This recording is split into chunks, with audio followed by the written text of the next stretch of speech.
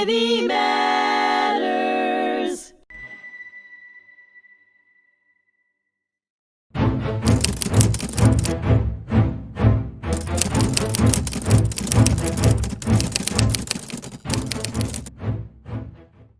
Hello and welcome back to History Repeats. I'm your host, Liam Carballal, and this is hmTV. Joining me again, as always, is Rich. How you doing? Did you have a nice Halloween, Rich? Yeah, it was good. Not many kids, but, you know. Yeah. We didn't get enough kids. So we have 3 gigantic bags of candy sitting at our house. It's not like it used to be. You'd be outside all day and that pillowcase full of candy and everything. So. Oh, to be young. Okay. So, Rich, we're going to continue with our History versus Hollywood section, and we're going to talk about an all-American classic, Forrest Gump.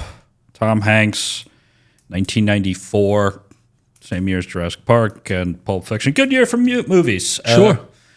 So let's start with the name Forrest Gump. They mention in the movie the name comes from Nathan Bedford Forrest, Confederate general, founder of the Ku Klux Klan, also the guy who broke up the Ku Klux Klan, and then went on to speak at NAACP events, which is one of the stranger things I've ever heard. Can you speak more to him? Well, it was at the end of the Civil War, and Forrest, his mother, says sometimes people do things that just don't make any sense. And you can see the picture of Tom Hanks, right? Yeah. As being Forrest there. And The Klan outfit. yeah, the Klan with the hoods. The hoods. And he says, like, the bed sheets, mama, so they dress up in bed sheets and ride around in the countryside and then their horses and so on. So what you're looking at is like really the start of that sponsored hatred from 1865. The Klan goes up in time, the Klan comes down in time, but it never goes away.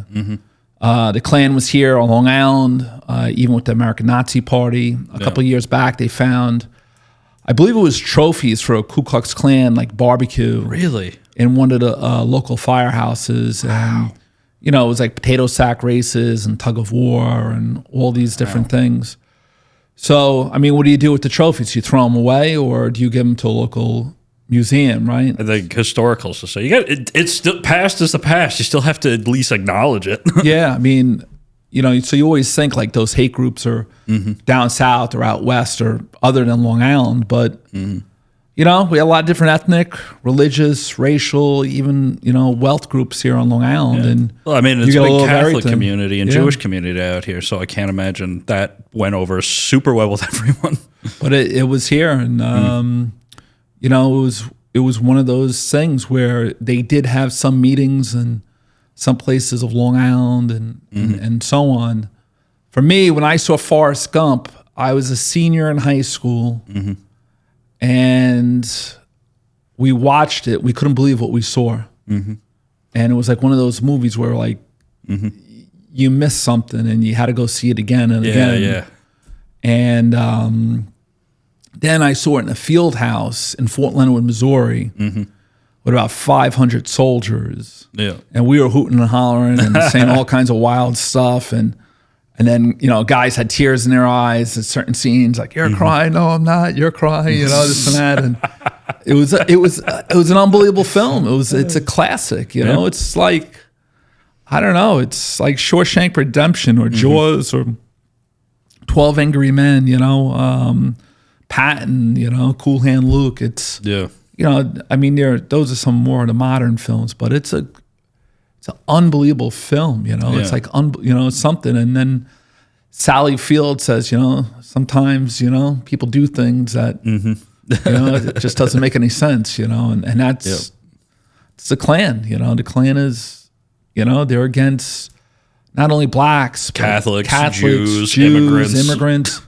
Republicans at that time, because the Republicans were the party of Lincoln and they wanted to see some change in the South. So it was, voting rights, everything. So it's a hate group that will get weakened over time, but it won't necessarily It rises and falls during certain years. Sometimes they'll blame people during bad economic times, and stuff of that nature. In the 1920s, the Klan was marching down Pennsylvania Avenue, and there's a picture of the Capitol building in the background, and they're saying it's their First Amendment rights and so on. I think they said something like in the 1920s there were something like 6 million members. There was a lot of members. That's insane. And you consider like back then, I think the U.S. population was about 110 million, and like 10% of it. There's one Klansman for every 2 African Americans. It was The Birth of a Nation, the book that was written, and what you're saying is like up until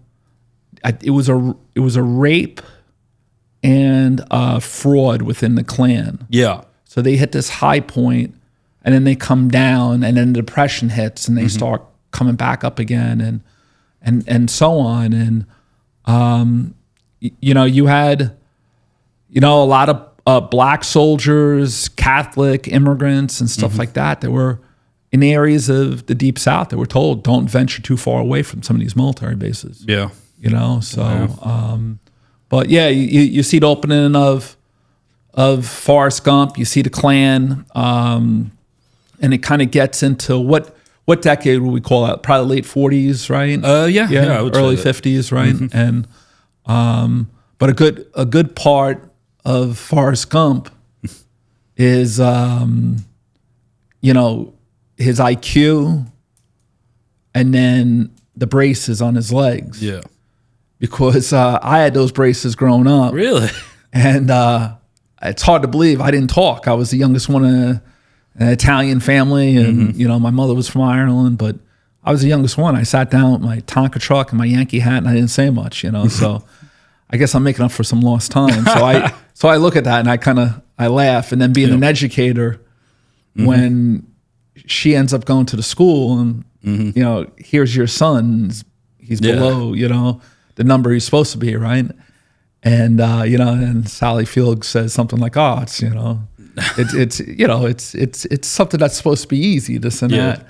And then he comes out and he goes, "Boy, son, your mother really does care about your education, So, like they do these things that are like, it's funny, but I don't know. There's some truth, there's some truth to it, and Forrest is a simple guy, but he's not dumb by any means, He just, that's the way he kind of sees the world. Line of dialogue, like the guy won the Medal of Honor. He's not like retarded. What was the joke from Tropic Thunder where they're making fun of that whole scene? Like he's not stupid. Yeah, well, he's a national hero. Yeah, it's he lives a very simple life. There's no father there. His mom's there. His mom's trying to make life easy. She rents the house out. They're walking. They're in the middle of Alabama, and it's a very easy life itself there. And I saw that with some of the guys with the service from the Deep South. Where I was always in a rush from being up here. Some of the guys down there, well, what are you rushing over? This and that, And so it's a different, it's certainly different than driving and hitting the traffic up here on the North Shore, right? Yeah. And the Long Island Expressway and the Parkway and stuff. They just look at things extremely differently. But when you look at Elvis, right? Yeah. Well, I always thought it was interesting because they show him doing the hips thing, and like we take it for granted now with shows like South Park or The Sopranos, where like almost anything was on the table. But back then, I think I remember Rob Reiner saying you could not use the word pregnant on television for a while. They thought Elvis was the devil, right? The way he moved his hips, and the women were going crazy and so on. He's just wiggling his hip. Even like when his mother's walking and they're seeing the TV inside of the store, and she puts her hand over Forrest's eye.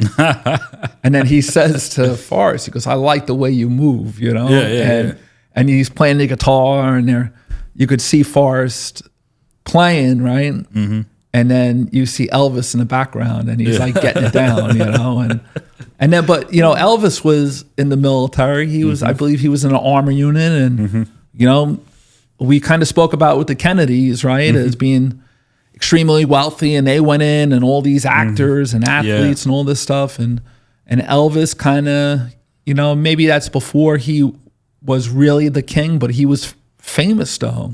And there's pictures of him, driving on top of tanks and being in West Germany, and these great ball players giving their years up of their prime to serve, right? And Elvis does the same thing. Was it like Pat Tillman? He was that NFL star. Yeah, who died of friendly fire, and he just couldn't live not being in uniform because 9/11 had hit him so hard. But you don't see that anymore. Derek Jeter's a great guy. He's a good role model. A couple kids now. The guy never got into trouble. Good family, right? His mom was a teacher. His dad was a doctor. But when 9/11 hit, he didn't go in. He didn't, nor did the other players go in.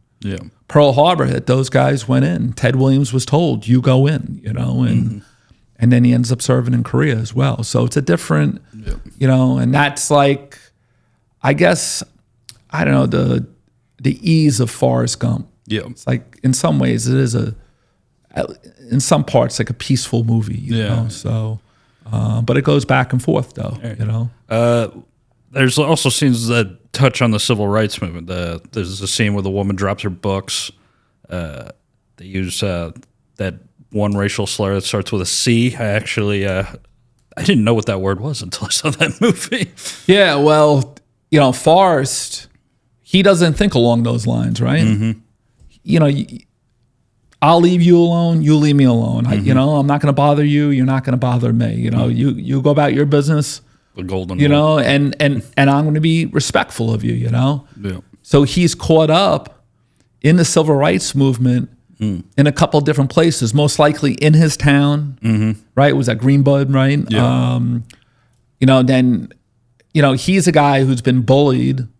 You see the kids chasing after him in the old, pickup truck and, throwing rocks at him, and they're on his heels, and he runs across the football field, and they call him like a local idiot, and then the older men are, chewing tobacco in their newspaper, they're at the barber, right? So there's a perception of him, right? So when he sees like the civil rights movement, he's not going to quite understand it because he doesn't think along those lines there. No. You know what I'm saying? And, and he's a guy who went through his own challenges. He won't be the first one to call this group or that group anything negative unless they do something to him. You know what I'm saying? Otherwise, this is my part of the world. You're in your part of the world. And, you see that with Bubba. It was like it was really like a beautiful relationship. They were in the service. He goes through his things where, like Lieutenant Dan makes fun of him, I think they even say at one point they're twins just because there's so much in common. Yeah, you guys brothers, and then Lieutenant Dan always messes up where they're from. Little Rock's a fine town, been through there a number of times, So, I just think Forrest, they did that part for, Tom Hanks, which is so iconic because you could see something in Forrest Gump that you might be able to see in yourself, and, like the first scene, people do things that sometimes just don't make any sense, and then like with the football and stuff like that, he's scoring touchdowns, but Bear Bryant saying, man, can he run? But he's got to be the dumbest, So there's always that stigma around Forrest, right? That even when he succeeds, it gets tarnished because people could be mean, that sort of thing, So, and I guess that's what the 1960s. He goes into the White House. He's drinking, what is it, the Dr. Peppers? The Dr. Peppers. He has to pee in front of JFK. He belches after drinking 8 Dr. Peppers. But you see the civil rights movement there. Why? Because the servant is a black servant, and he's looking at Forrest with kind of a look in his face, like almost like, this guy's a privileged guy, and he's at college, he's a football star, this and that. Maybe all the things that he was unable to do. And that's the start of Forrest I guess it's what, 3 presidents. It's Kennedy, LBJ, and then Nixon. Yeah. You know, so it's the start of his rise, you know, every so many years going back to the White House. And so on. And then he's seen the history go through his eyes itself.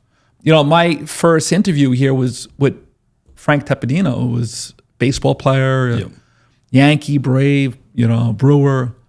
And what he's seen through each decade is unbelievable. He went for Hank Aaron after he broke the Babe's record. Yeah. You know, the other day I was talking boxing with him. I said, have you ever met Ali or Frazier? He goes, yeah, I met Ali when I was at spring training with the Yankees. No kidding. Because the guy was unbelievable. He talked to us for an hour and a half.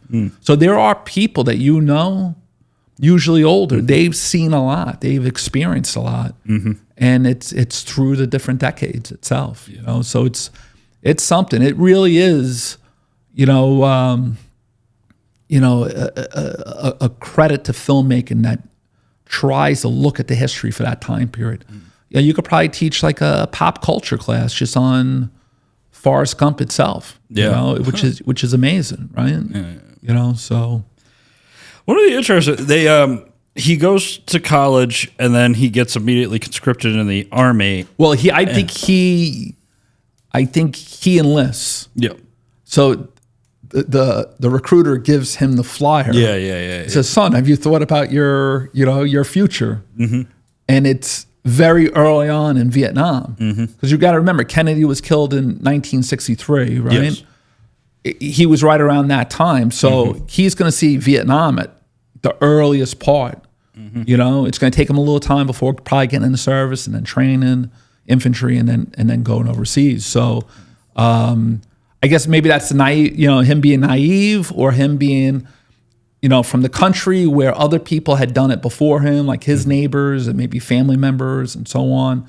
That it was you were expected maybe to do some time, you know, that sort of thing. Well, the two interesting things is like, because when he does show up in Vietnam, they talk about two things, and it's weird. You don't really see them in Vietnam movies. They talk about the monsoon season that's just raining constantly. From all over, all directions. Right? Yeah. I remember I have a friend who's a Vietnam veteran, and the one thing he remembers is just the bugs. The giant, snakes, bugs, you know, being out in that climate where a lot of Americans weren't used to that heat, you know, in Southeast Asia and trench foot. And, you know, you can never stay dry, you know, and, you know, they would send soldiers down to Tigerland in Louisiana where they thought maybe some of that climate was somewhat similar, you know, being in, you know, Everglades, stuff like that, you know, in the swamps, even Hawaii too, to a certain degree. I had an uncle who trained for Vietnam. He went to Hawaii. But it's something though. And then when he is in that, in the jungle and he's looking at all the different soldiers, that's kind of what it's like. Because like we talk about Long Island being a melting pot, but the military is a geographic melting pot. Yeah, right. You got people from everywhere. Yeah. And he's looking around with the different nicknames, right? Cleveland, Texas from Oklahoma, right? And Cleveland's from, you know, Michigan, you know, and this and that. But there's a lot of truth to that. I had a guy, we used to call him Minnesota Gump. All he talked about was the lakes in Minnesota. Guy was the funniest guy. He was a good guy. The Midwestern guys, I was, those guys were a combination of the Southerner and the Northeasterner, I thought. You know, they were good guys, those guys, you know. But you want to get into when he gets on the bus there? When he gets right on the bus as he's going into service? Oh, yeah, sure. When he goes, hello, I'm Forrest Gump, you know. Well, there's truth to that, right? You go in, that's it. They're breaking you down from the civilian into the military. Yeah. Nobody wants to sit next to him, and then Bubba's go, all right, if you want to sit down, no problem, you know. Yeah. And then, you know, making your rifle and, you know, making your bed and pulling apart your rifle and do all that stuff. And then you got the drill sergeant that goes, if it wasn't going to be such a waste, you know, I'd you know, make you an officer. Someday you're going to be a General Gump, you know. Because he says, why did you do that so fast? Yeah. Well, you told me to, Joe Sergeant. Disassemble that rifle,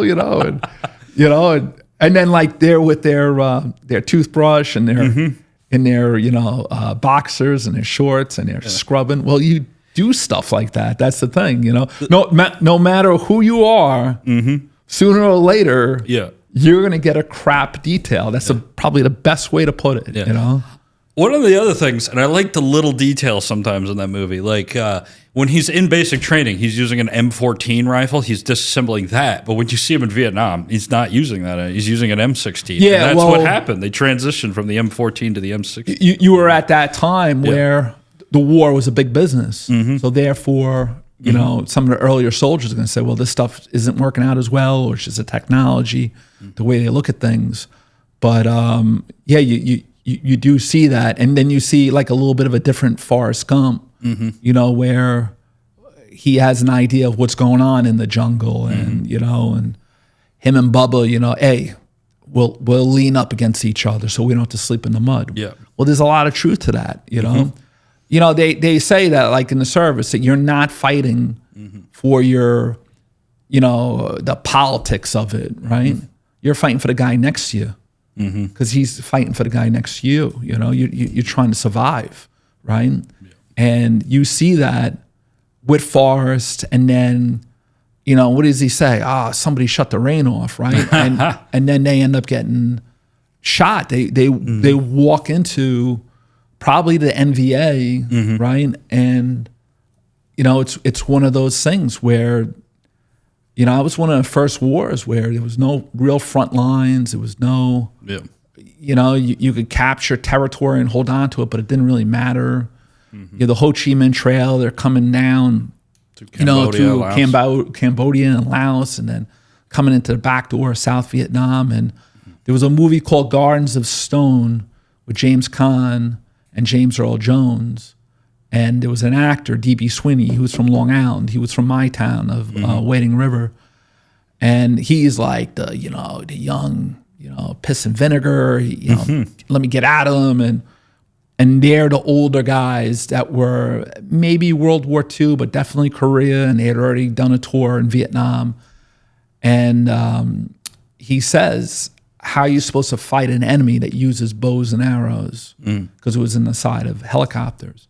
And they say to him, well, how are you going to defeat an enemy that uses bows and arrows? They can march 100 miles on no food. They can go through their own people, and so on. And you see that in Forrest Gump, right? Yeah. Because what does Lieutenant Dan say, right? What does Forrest, he observes that Lieutenant Dan was always getting these hunches. And he gives, Forrest Gump the flashlight. All right, go check that out. Well, the tunnel system and holes and all these different things. And when they're in the road, you see a possible booby trap that's in the road itself there. So it was a very different war. And I've shown that clip. I do these big Veterans Day programs for half of my school. And we'll show that clip, and we'll have the Suffolk County chapter of Vietnam vets there. And we'll also have members of our VFW, Post 6249. And when those guys have tears in their eyes, it's a good, it's a pretty accurate clip itself. So we actually do the History versus Hollywood with that. And they'll say it's a lot of truth. The jungle, the cover, the weather. You couldn't see your hand in front of your face, let alone that the enemy was standing right there, and nobody wanted to talk to the younger guys because they were the most, expected to possibly get killed, and so on. Like, you had to do your time, that sort of thing, But the movie's just, it's an amazing, when you look at Vietnam and you look at Lieutenant Dan, and like we said, like, why does Forrest go into service? Because it was probably expected of him from where he lived. Look at Lieutenant Dan, right? A member of his family fought and died in every single war. Well, there's families where that's the case, believe it or not, Well, we're running out of time here, so can you stick around for a part two? Yeah. Excellent. All right, Rich, thank you. This has been Liam Carballal. This is History Repeats on hmTV. Stay tuned till next time. Thank you.